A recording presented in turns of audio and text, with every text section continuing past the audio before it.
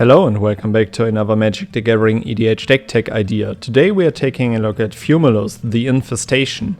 It is a 4-mana 2/2 with flying and death touch, and whenever a player sacrifices a non-token creature, create a 1/1 black insect creature token with flying. Furthermore, whenever an insect, leech, slug or worm you control attacks, defending player loses 1 life and you gain 1 life. This mono black commander is perfectly built to play an Edict deck, as we want to force all of our opponents to sacrifice their creatures, so we can create an army of flying insects, and then use Fumulus' second triggered ability to drain our opponents out. But we want to stick to the theme and also play a few insects in this deck, so we play Canoptech Scarab Swarm, a 4-mana 1/1 with flying, and when it enters the battlefield, exile target player's graveyard. For each artifact or land card exiled this way, create a 1/1 colorless insect artifact creature token with flying. We are not playing too many insects in this deck, but this one is especially helpful as you can take out a player's graveyard immediately, and you will most likely use this card against a player that has a graveyard strategy. Furthermore, we play Sturge, a 1-mana 1/1 flying and can't block. But we are also playing it for its activated ability, because for 2 mana, paying 1 life and sacrificing it, we can draw a card.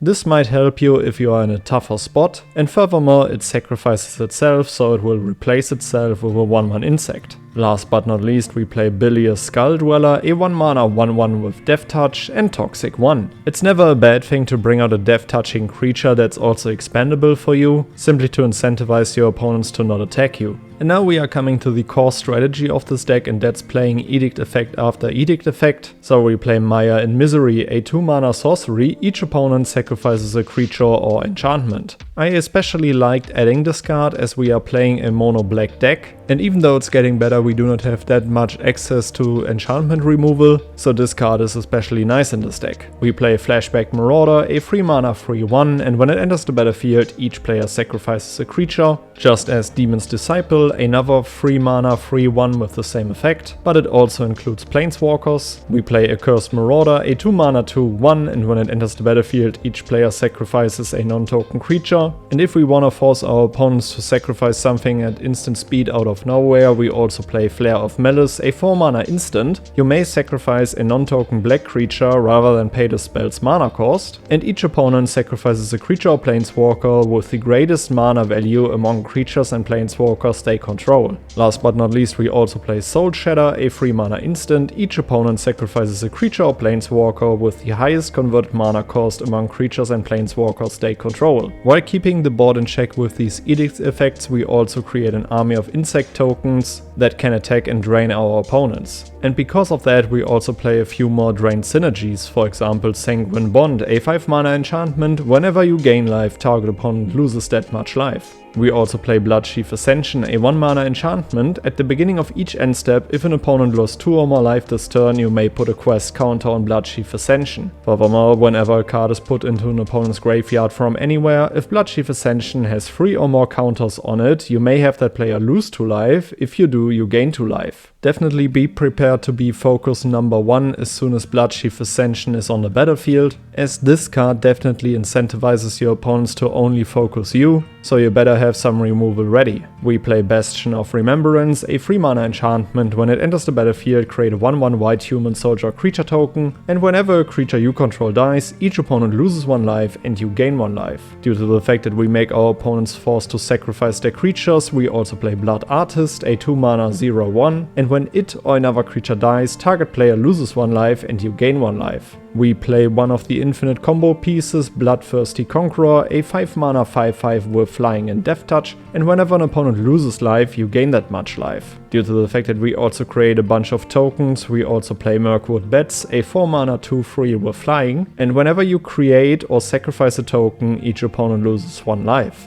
When it comes to Cardadvantage, we play a bunch of cool cards that also synergize nicely with Fumulus. So we play Into the Pit, a 3-mana enchantment. You may look at the top card of your library at any time. You may cast spells from the top of your library by sacrificing a non-land permanent in addition to paying their other costs. Due to the fact that we have to sacrifice something, we can sacrifice one of our non-token creatures to also trigger Fumulus. We play Braids, Arisen Nightmare, a 3-mana 3/3, and at the beginning of your end step you may sacrifice an artifact, creature, enchantment, land or planeswalker. If you do, each opponent may sacrifice a permanent that shares a card type with it. For each opponent who doesn't, that player loses 2 life and you draw a card. Due to the fact that we can simply sacrifice one of our tokens that we have just created with Fumulus, we will either force our opponents to sacrifice even more of their creatures, or they do have to give us the cards that we need to never step off the gas. We play Village Rites, a 1 mana instant. As an additional cost to cast a spell, sacrifice a creature and you draw 2 cards. And there's also another Cardadvantage piece in this deck that's also an insect. It's Stinging Cave Crawler, a 3 mana 1/3 with Death Touch, and when it attacks, if there are 4 more permanent cards in your graveyard, you draw a card and you lose 1 life. We also play Skull Clamp, a 1 mana artifact equipment. Equipped creature gets +1/-1, and whenever a equipped creature dies, draw 2 cards. This is great for us as all of our insects have 1 toughness, so for 1 mana we draw 2 cards. And last but not least, we also play Phyrexian Arena, a 3 mana enchantment. At the beginning of your upkeep, you draw a card and you lose 1 life. You want to win more? You get it. We play Tergrid, God of Fright, a 5 mana 4/5 with Menace, and whenever an opponent sacrifices a non-token permanent or discards a permanent card, you may put that card from a graveyard onto the battlefield under your control. This card is one of the most hated cards at commander tables, and as I have played it myself, I can definitely confirm that. But we are a mono black deck, so we gotta do everything to win games, as we are limited to what we can do in our color,